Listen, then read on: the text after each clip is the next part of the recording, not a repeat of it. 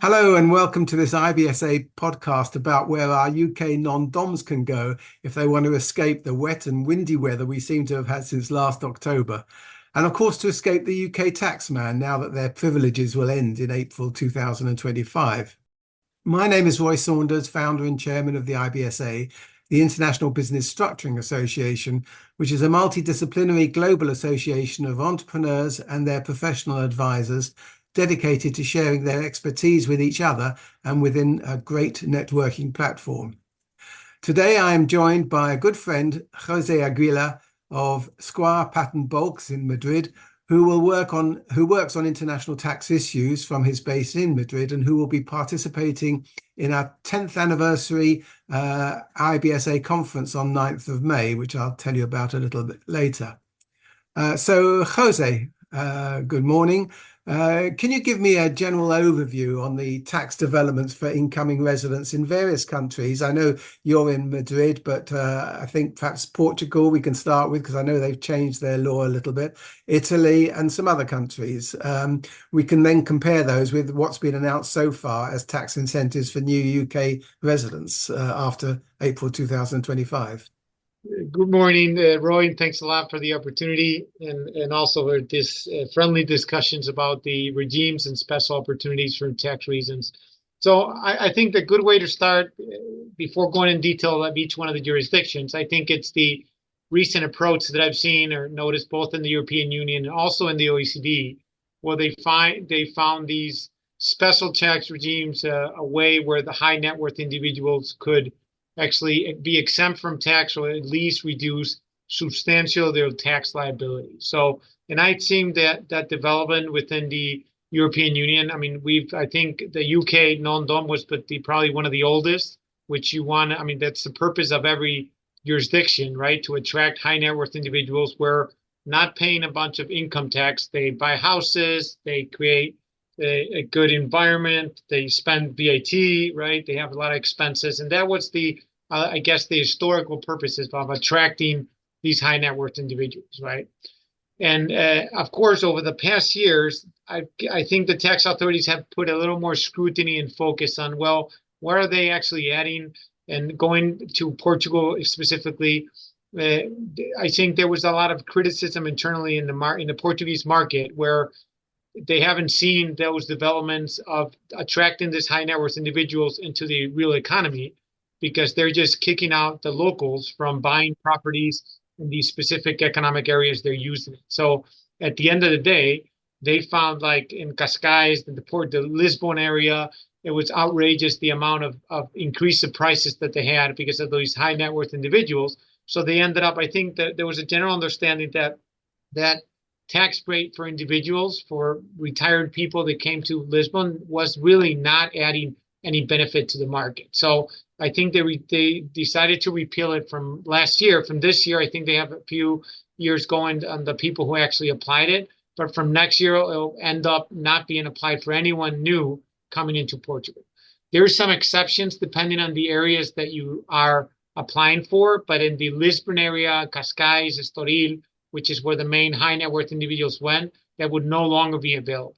And I've heard, I have some good friends there that what they've done is they've tried to allow the specific tax benefits when you actually set up a company and become an employee of a company that actually accesses certain tax benefits. So, and I know there's a range of tax benefits that the companies could obtain. And for example, I've heard the scenario of, well, if you're in a development company and you actually request investment in like computers and hardware, you would actually get a tax benefits. And therefore, if you're hired by that company that got a tax benefit, you can actually become in a special tax regime. So that's kind of the ways that right now I understand the local lawyers are looking into opportunities to still fit in some high net worth individuals where they actually carry out a business activity. Is that a cross-party consensus that they don't want this anymore, unlike in the UK, which was primarily Labour-led, the non-dom attack? Yes, I mean, have you heard the changes in the Portuguese government? They had a socialist party. Now they have a more center right wing, and you might have heard recently last week, there was an agreement where the center right party does not have to agree with the far right party, which came into place with a substantial amount of votes. Or I think now both the center left and center right both agreed to set up a common government where they would actually switch positions. So I think that's a common understanding. As far as I understand, there's no turning back on the changes introduced by the repealing of that special regime.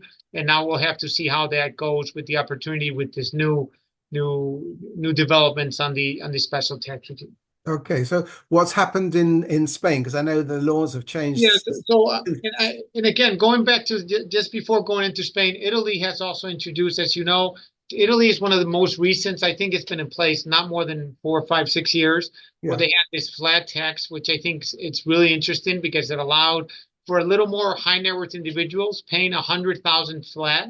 That would allow them to become tax resident and retire and not have to pay for their foreign income. Italy has become also very attractive for employees moving and working in Italy because they had it was a tax rate about 70 or up to 90% of the employment income would be exempt. That's what has been recently changed, that for employees, that has changed till from this year, that it would reduce the exemption from 70% to 50%.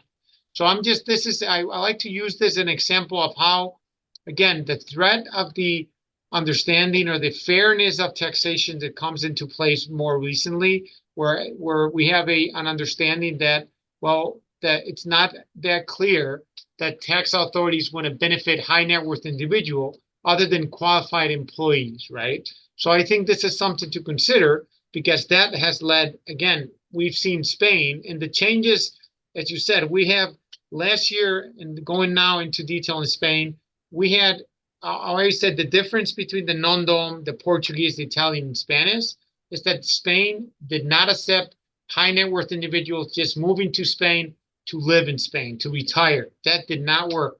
We always had to link it to an employment contract or a directorship in a non-related company.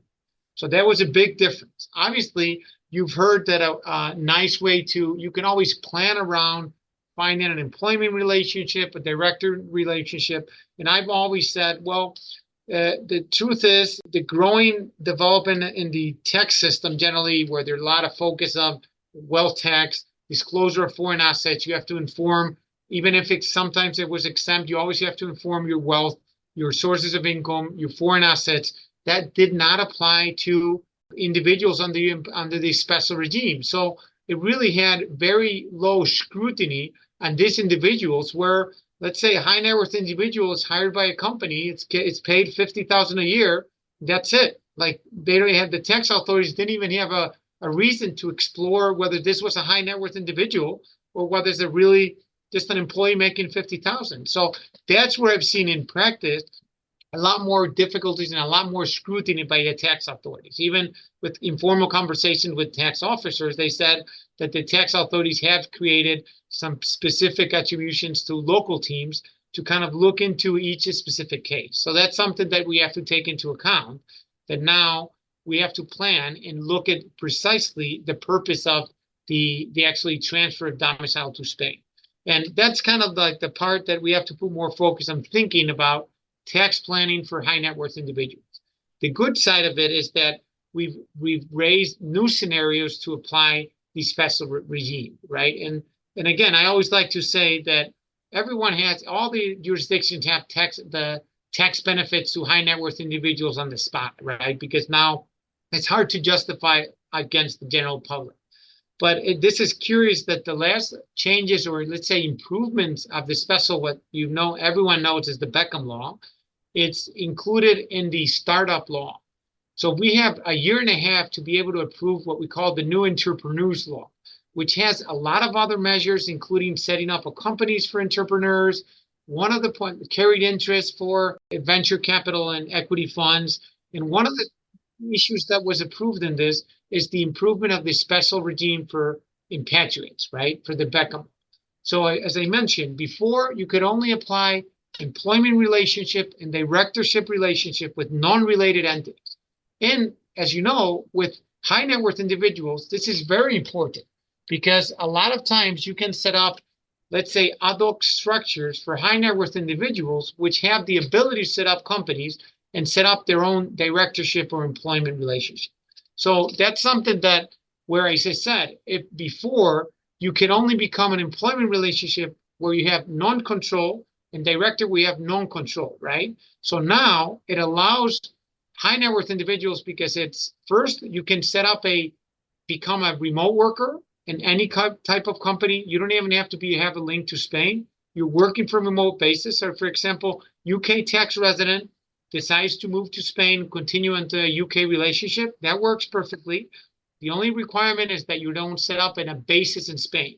So that means that you have to be working exclusively a remote basis, right? Now we have the discussion whether that means that some people have to commute to the employer jurisdictions.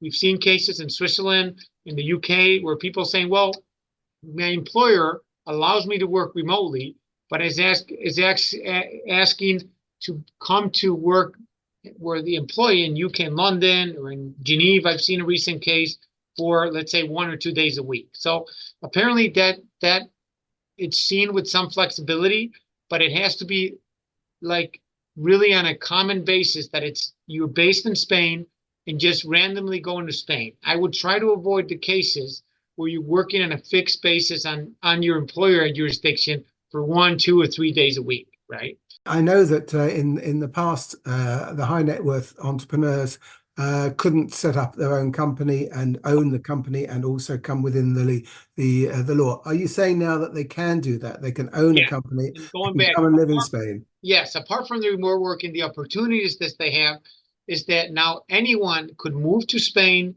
and become their own employer. Let's put it that way, right? You set up your company and 100%. The law states is that they cannot be on what we call the asset holding company, which this means it needs to carry out an active business activity.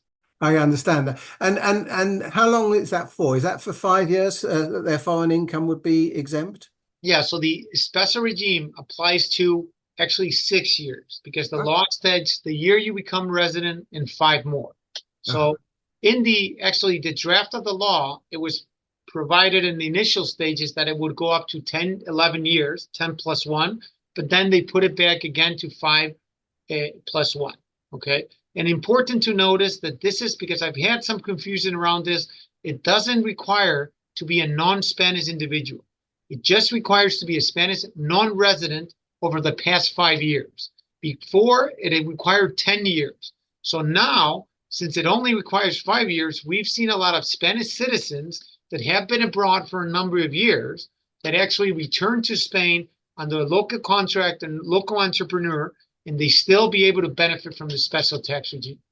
That's very interesting, because the new laws, when they're eventually documented in the UK, as from April 25, says that if you haven't been a resident of the UK for the past 10 years, then you can benefit for the first 4 years, not 6 years in your case, for the first 4 years from freedom from foreign income. So again, it means that UK domiciled individuals who haven't been resident in the UK for the past 10 years can benefit from coming back to the UK, and the first 4 years after April 25, they don't pay tax on their foreign income and gains, which is very beneficial. It's interesting because there are sort of some amnesty type approach. I know Italy had a really successful amnesty many years ago now, perhaps 10, 15 years ago. And a lot of money was brought back to Italy under a very, very minimal tax.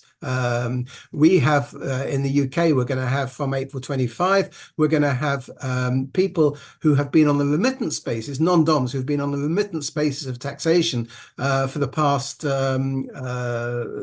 many years. And haven't been able to remit their income, will be able to remit their income from April 25 with a 12% tax rate. So it's a sort of an amnesty in a way, and bringing money back into the country is, as you say, a very key thing.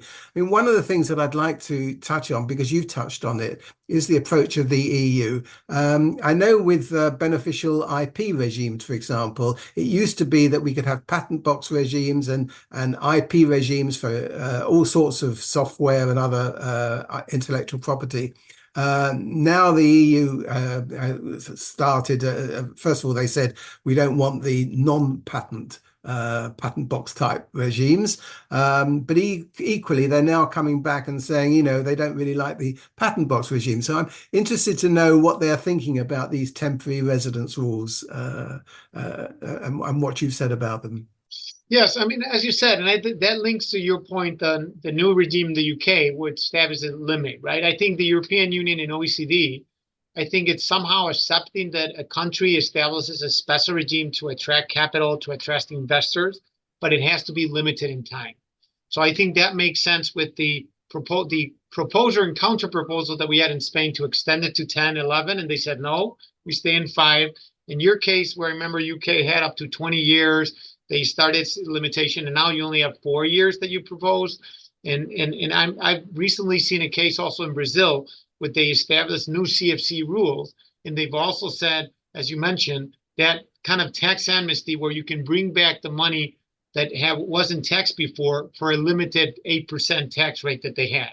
So this is, I think, the approach both in the European Union and the OECD, which is to limit these tax benefits to a certain amount of years.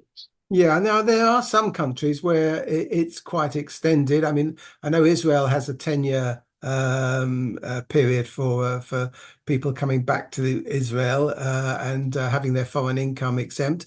What other countries?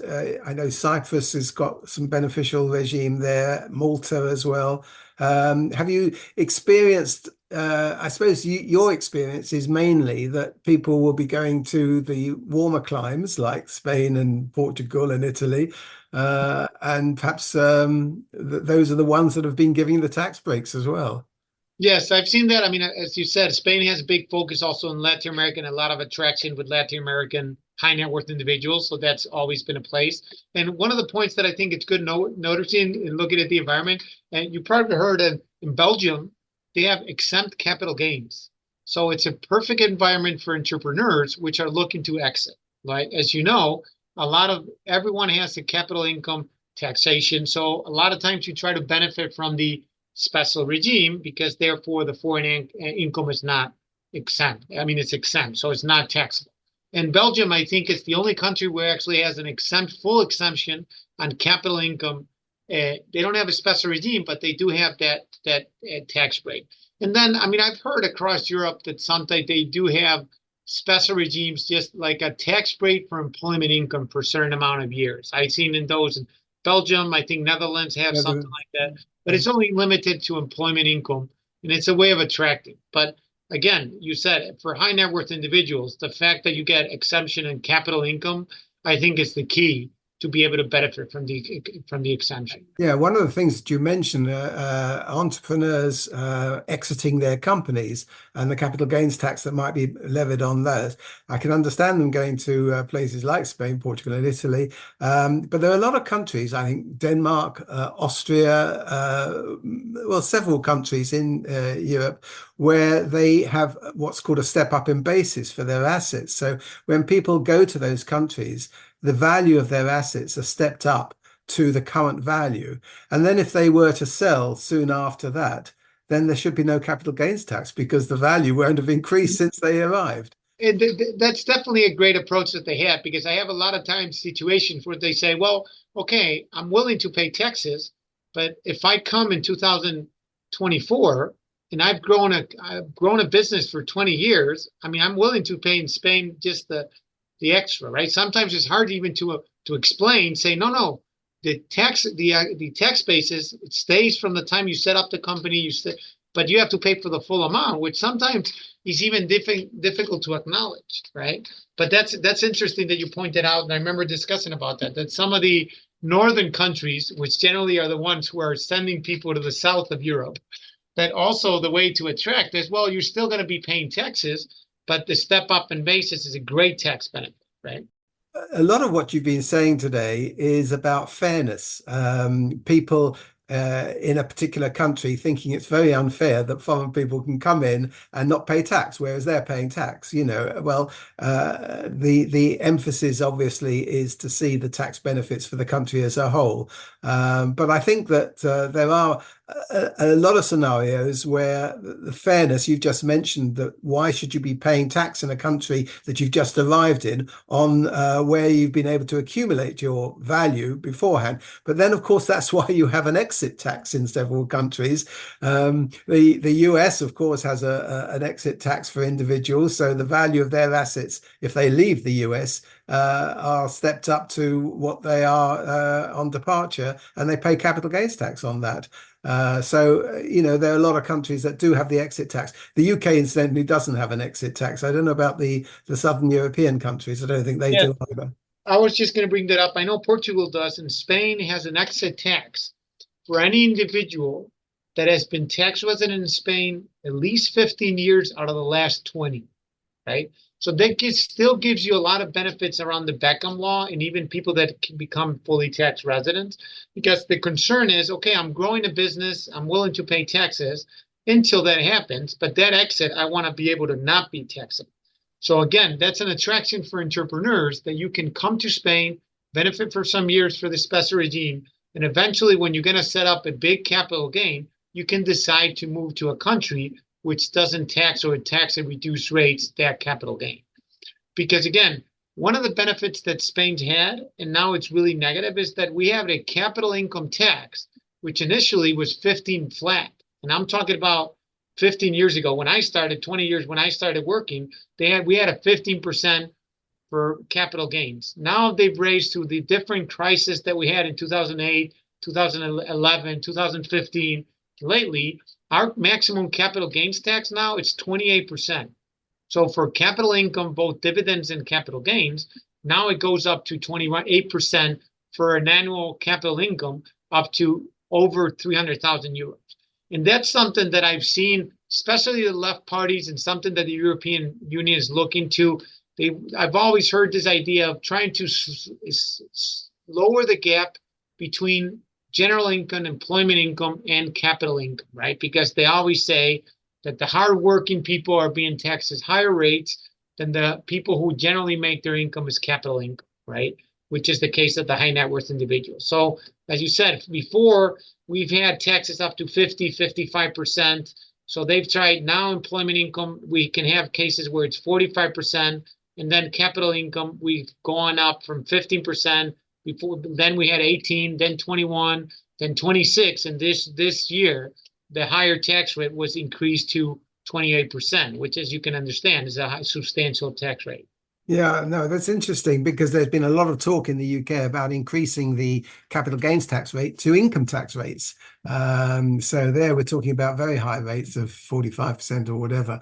But funnily enough, the spring budget actually reduced the rate of capital gains tax from 28% to 24%. So I'm not quite sure which way we're going there. And of course, now we're facing a Labour government, which will be coming in, I'm sure, this year. And we'll see what happens there. But I think it's been very interesting. I think one of the things that seems to be emanating from this, and perhaps from the EU, is that they want fairness between taxpayers, general taxpayers, if you like. So although they're prepared to, as you say, acknowledge a short term for incoming residents, that's it. They don't want this to be abused and longer term. So I think that's very interesting. I think we've covered what I wanted to cover. Thank you very much, Jose. It was really good. Thanks for joining me today. I'm sure our IBSA members will listen carefully to some of your comments and some of the practical recommendations that we've made as well. And I'm sure there may be more questions, because I know you're coming along to the conference, the IBSA conference, which is our 10th year anniversary conference on the 9th of May. And we're all looking forward to that. We're concluding it with a champagne reception and an evening barbecue. So I think it's going to be really interesting. For our listeners, details are on our website at theibsa.org. It remains for me to thank Jose again, and thank you to all our listeners for engaging with this podcast. Thank you.